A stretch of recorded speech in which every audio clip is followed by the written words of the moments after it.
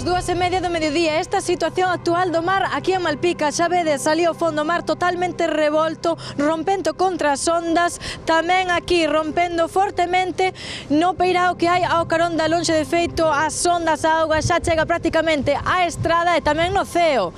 Caen relámpagos, escoítanse tronos frecuentemente. Recordamos que en Malpica se registraron ventos de máis de 150 km/h e que tanto esta vila mariñeira como o resto de vilas da Costa da Morte se manteñen en alerta vermella por fortes ventos e tamén por ondas no mar que poderían chegar a superar os 12 metros de altura.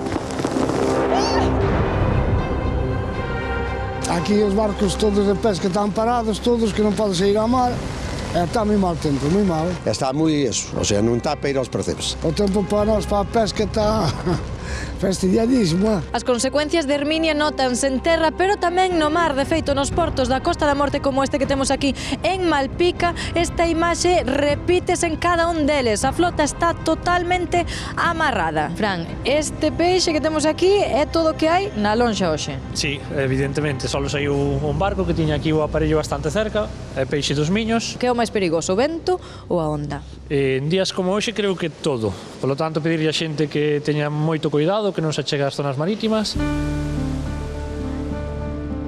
Se leva 3 ou 4 días hoje. Sen parar, o que pasa é que o paraguas non trouxeches, non viñeches preparado. Non me gusta. Vou sempre me quedar atrás. Hai que mover os mares, de polo fondo, é todo que tal. Isto vende moi, moi ben.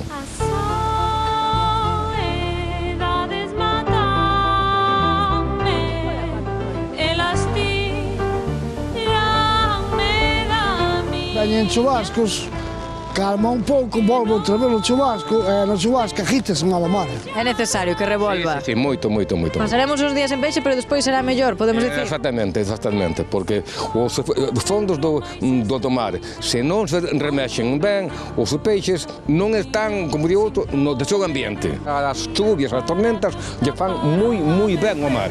Mareas vivas de portosas, o mar que mo foi levar.